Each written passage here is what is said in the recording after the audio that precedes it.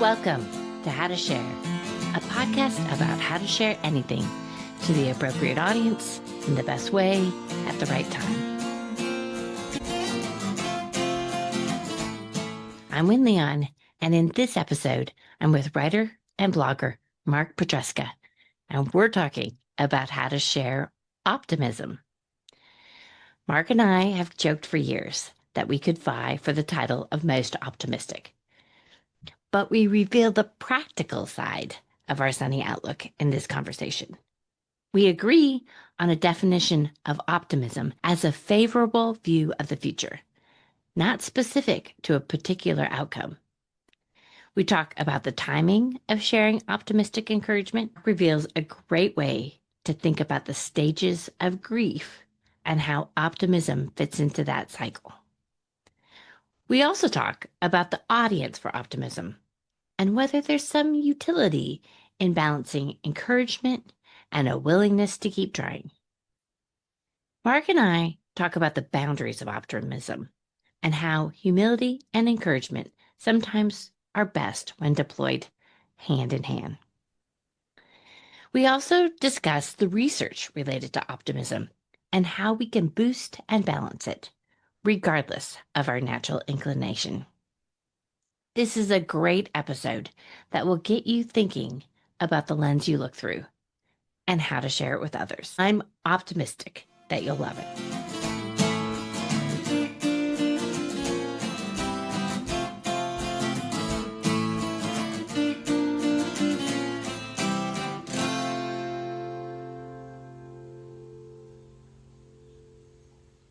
Hey, Mark.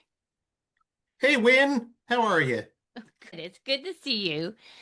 We've known each other for a few years, and we've sort of vied for the title of the most optimistic. Yeah, we haven't come to a fist fight over it yet, but No, we're neck and neck. Yeah, I think it's fair to say we both hail from the sunny side of the street. Most definitely, which is ironic because I love a good thunderstorm. Well, But that's always scenic. And we're about the same age. And so, the two of us remind me of that Mark Twain quote that is something like, there's no sadder sight than a young pessimist than an old optimist. good one. Not familiar with that one. That's pretty good. But as I was preparing for this podcast, I was sort of looking up some research and on optimism. And one of the definitions I found came from the Frontiers in Psychology journal. Optimism is defined as a cognitive variable reflecting one's favorable view about their future. Optimists are more focused on generalized expectations rather than how or why the goal is achieved. Does that resonate with you? It does. I think if you're talking about specific goals, then that's our other favorite topic, manifestation. Right? But Right. yeah, and the key word in that definition that you picked out, I think, is favorable. Mm-hmm. We Yeah. just expect everything to turn out favorably. Right. It doesn't mean that it's not going to happen without ups and downs or Right. and I'm thinking about our conversation about manifestation when you talked about, getting to a customer service rep that could help you with that hotel refund. The refund. Yeah. It wasn't easy. It wasn't, Not at all. it was just, I bet if I work at this, I could get to a favorable outcome. That's exactly it. Yeah. I think you've hit the nail on the head there. Right. Well, podcast over. Good talking to you. Bye. Is there timing for sharing your optimistic attitude? I know that, when people are in the midst of big feelings, sometimes coming around and being optimistic about it isn't a great time to land that point of view. But what have you found? Well, my gut tells me the right time is when somebody is going through something difficult and you want to kind of prop them up and encourage them that things are going to get better. Mm-hmm. And then maybe if you make it relatable to something you've experienced, that can help. Mm-hmm. But Right. then you also have to consider those classic seven stages of grief. And that makes me think that maybe people won't be receptive to the message until they reach a certain stage, Mm-hmm. probably the acceptance stage, Mm-hmm. or some people, depending on which seven stages of grief you're looking at, they Right. actually do vary slightly. I had no Right. idea, but Yeah, tell um, me, because I'm more familiar with the 5 or 6 stages. What are the seven? now you're putting me on the spot. Well, I can tell you that it starts out with denial Yep. and grief, and there's anger and fear, and Uh, the turning point. I know stage six is acceptance and hope, mhm. but and then again, like I said, there are seven stages of grief, but there's different lists, and Mhm. one of the lists I saw called it the upward turn. But I kind Oh, of feel like maybe people that are experiencing a very tough situation like this, they need time to work yeah. through the shock, Mhm. the denial, the Right. anger, and their other feelings before they'll be receptive to even wanting to hear something optimistic, Right. Right. I mean, that's such a great way to to position it is to think about it. I Hmm. hadn't thought about it in terms of those stages. But yeah, I mean, I think even when I experience a setback, Hmm. you have to sort of uh, accept it, go through the, wow, this sucks. And okay, Hmm. Hmm. that's a dead end. And there are, you can't just skip over Right. this, unfortunate feelings. But the other thing too is it's not always so linear. I kind Hmm. of think of life as kind of like a roller coaster. Obviously, Yeah. there's high points, there's low points, there's Hmm. ups and downs. Right. I think back to when I was unemployed for Hmm. nearly 2 years, Wow. and I just got to a point where I didn't want to hear another person tell me, "Oh, you'll find something soon," Yeah. because that soon ship had long since sailed. So it was kind of Right. the opposite of those stages of grief Hmm. to me in that situation. Hmm. I didn't come to a point of acceptance. I was optimistic early on, and then after so many failed attempts at finding a job, it just kind of got overhearing the whole thing. Like, yeah, sure, Right.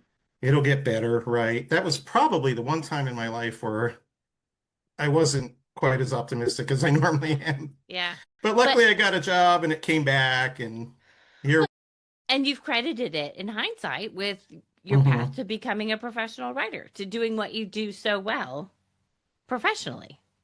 Oh yeah, yeah. Yeah. If I hadn't lost that job, I Right. pretty sure I wouldn't be here where I am now. And now is a Right. much better place. So Right. it all worked out. But as they say, when you're in the middle of it, it's hard to find the forest for the trees. Right. And I think you've kind of honed in on something there, which is it's the flippant response. When somebody just says Hmm. you're going to find a job soon, or if something that they don't have any bearing to say, Right. Yeah. it's sort of that off the cuff response that, of course, sometimes we feel like doing just because we want that for somebody else. But that's Yeah. when Yeah. it doesn't land very well. Exactly. It's almost like they're dismissing your whole Hmm. feelings. Like, oh, I haven't already been trying. I haven't been beating myself practically to death trying to land that job. It's not Right. as easy as you think it is. Right. So yeah, Right. I mean, this all circles back to your original question. Yes, there is a time and place to share optimism, but when that time and place is Right. going to be different just depending on the situation. Yeah. And if we can be authentic about it, Right. including Yeah. recognizing the disappointment and everything else that happens as we go through Hmm. life, Hmm. it works better. I was looking for something entirely different, but I came across this interesting example last night as I was looking through a book by Kevin Fedarko called A Walk in the Park. And he traverses through the Grand Canyon, not from rim to rim like most people do. And, obvious people float the Grand Canyon, but he was trying to do a through hike of it. And there's not hiking trails they don't go that way. So you have to Right. sort of go up and down. And it's a big, big thing. And National Geographic wanted him to write about it. And he had a photographer that was taking pictures of, all the fascinating ecosystems of the Grand Canyon. So the Hmm. photographer said, "Oh yeah, we can totally do this." And he found a really experienced hiker to go with. And that really experienced hiker, his name was Rich, was like, "Okay, we'll take you through," even though Kevin and Pete weren't experienced. So they show up for the hike. They've got all their things in boxes yet. And all the experienced hikers have these very Hmm. compact packs. They know where everything is. And Pete and Kevin are just like a mess. And Rich says to one of his other very experienced teammates, it's gonna work out. And what caught my eye about that is sometimes we share optimism as leaders, and the group is Hmm. like, "Oh yeah, you're signing us up for a, you know, crazy experience. It's not going to always work out. It is going to be hard, bringing these two yahoos along." And, to Rich's credit, it did work out, but not without ups and downs. Sure. Yeah. And Yeah, that exactly drives home the point we were just talking about. right, right. Interesting. So, are there what about audience? Are there some people that you're more likely to share your optimism with than others? When I hear this question, I think of Eeyore, that notoriously gloomy donkey from the Winnie the Pooh series. I mean, he's the quintessential woe is me pessimist. So in my Yeah, mind, it's like if you're talking to someone like that, good luck cheering him up. right. I mean, it's definitely easier to share your optimism with others who are optimists themselves. They're going to be more receptive to the message. If you try to tell Eeyore, well, the sun is going to come out, then he'll be like, then I'll need my suntan lotion and it's going to be hot and blah, blah, blah. That's a really good Eeyore. Yes. I had young kids once upon a time. Winnie the Pooh, It's it showed classic. up in our house from time to time. Right. Exactly. And I will Yeah. say, having said all that, though, it's almost a challenge to try to convince a pessimist Hmm. to look for that silver lining. Hmm. It Hmm. may not be successful, but it can be Right. fun to try. Right. Well, speaking of audiences, I think telling my kids, again, accepting their big feelings, but also saying, well, let's look for how we can solve this problem and let's look for how it works out. I think that's a really fun challenge, Yeah, yeah. is helping kids to see that. Yeah, definitely. Yeah. But I think for some people, and maybe it's just exactly your point about pessimists, there's some people I Hmm. just listen and I don't say anything to because, Exactly. Yeah, yeah. yeah, that's probably what they need. And maybe that's, again, Right. goes to your brilliant stages of grief point. If they're not Hmm. on that in the right place, it's not worth saying anything about. And I just had this thought. I mean, maybe to them, they thrive on pessimism the way we thrive on Mhm. optimism. Maybe they're the type of people who think if they set the bar so low, then when they exceed it, it's going to make them happy. They Yeah, always try to look for the negative. right. I think that's being really optimist about pessimists. It would have been fun if you also had a pessimist on this chat, and we could have had opposing viewpoints. That would be, it'd be like a panel show. I know.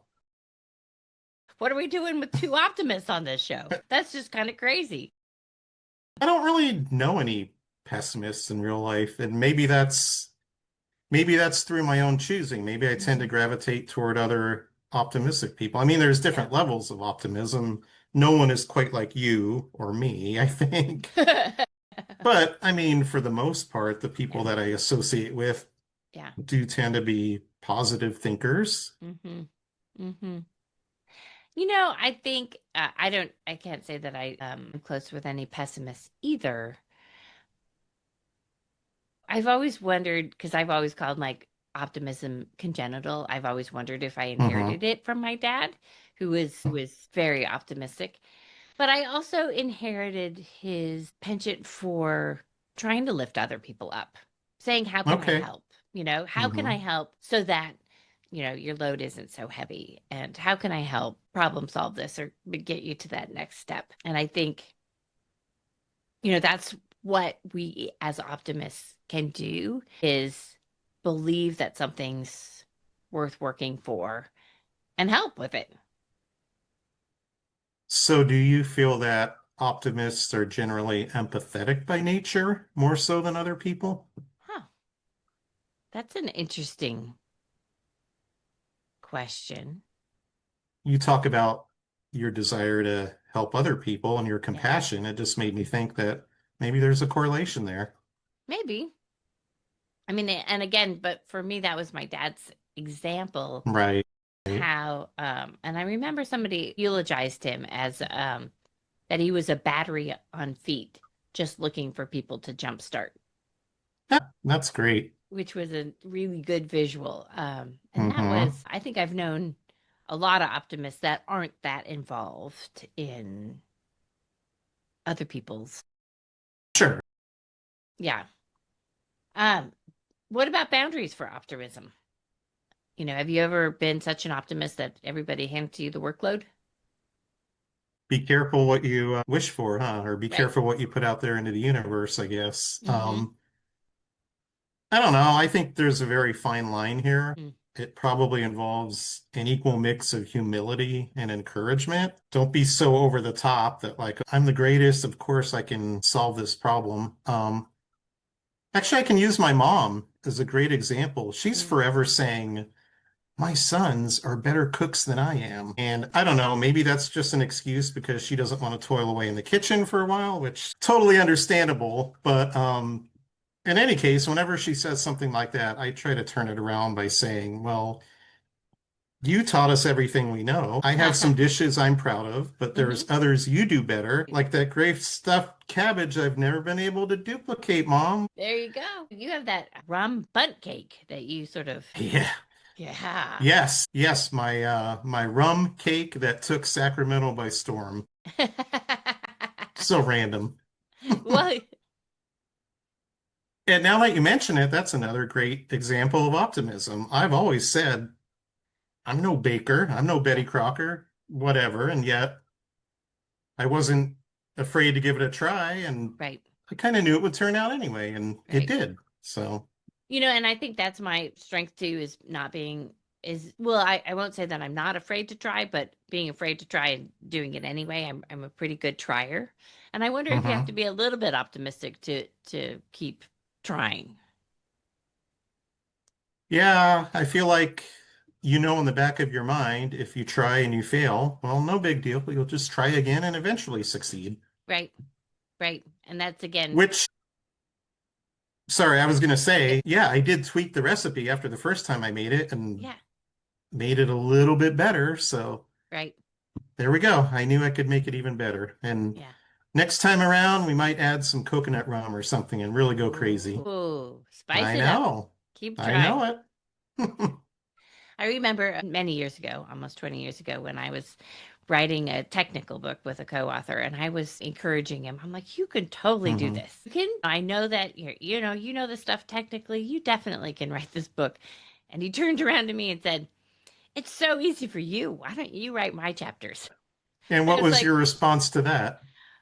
well, I wrote a few of his chapters. He did write, two or three of them.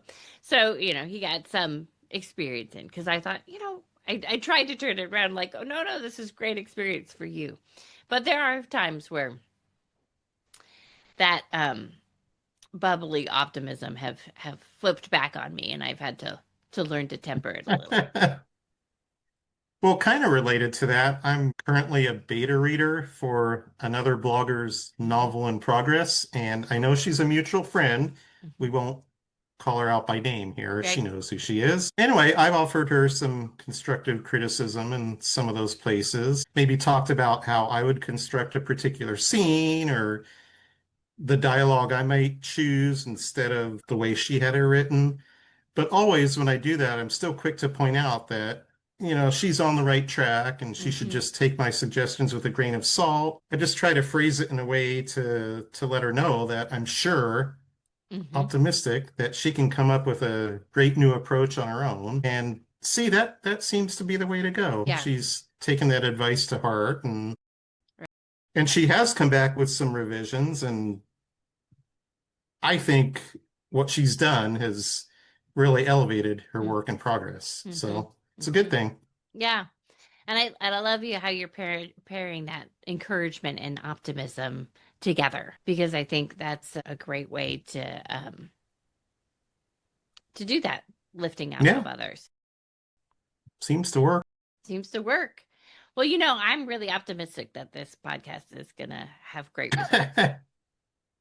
Me too. How could it not? Yeah. Come on. Yeah. I didn't even think about bringing on a pessimist. So, that probably is my blind spot, is that sometimes I don't think of the flip side, the downsides. I've always said Right. that my optimism has made me, often it's not good for planning traffic. Mm-hmm. It's sometimes been bad in dating.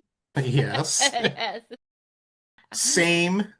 Right, right. Probably there's, some cooking adventures I've gone on as well. That, Mm-hmm. uh-huh. Um, so there are some things where I've learned to sort of understand that I have a filter that I need to temper a little bit. Exactly.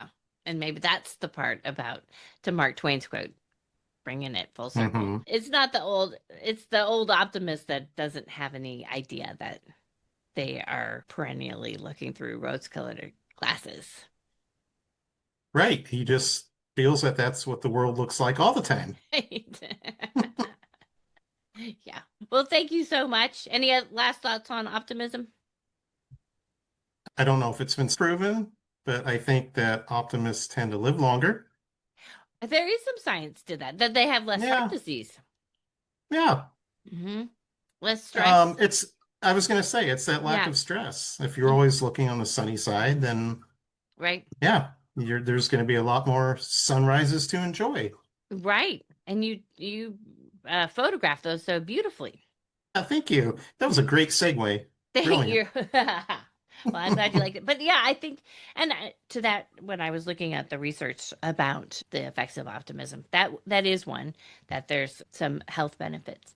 But then also, what was, I thought, encouraging is that we can work at it. We can work at optimism. It doesn't have to be, something we're raised at. And one of the examples that I read in an article was a woman lost both of her sons to drug-related violence, and she started running at the age of 60.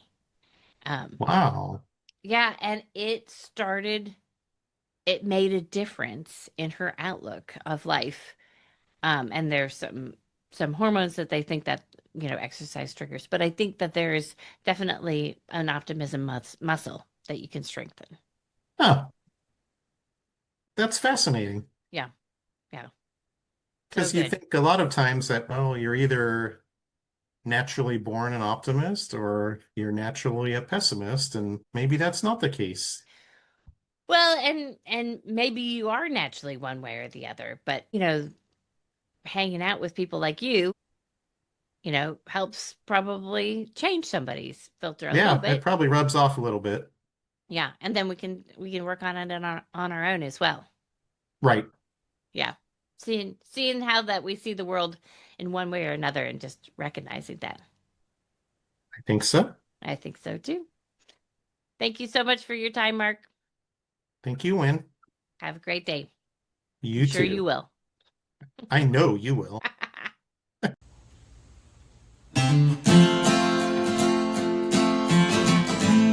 Thank you for listening. Our music was written for us by the incredible duo of Jack Canfora and Rob Koenig. For show notes and more great inspiration, see avitiva.com, AVITIVA.com.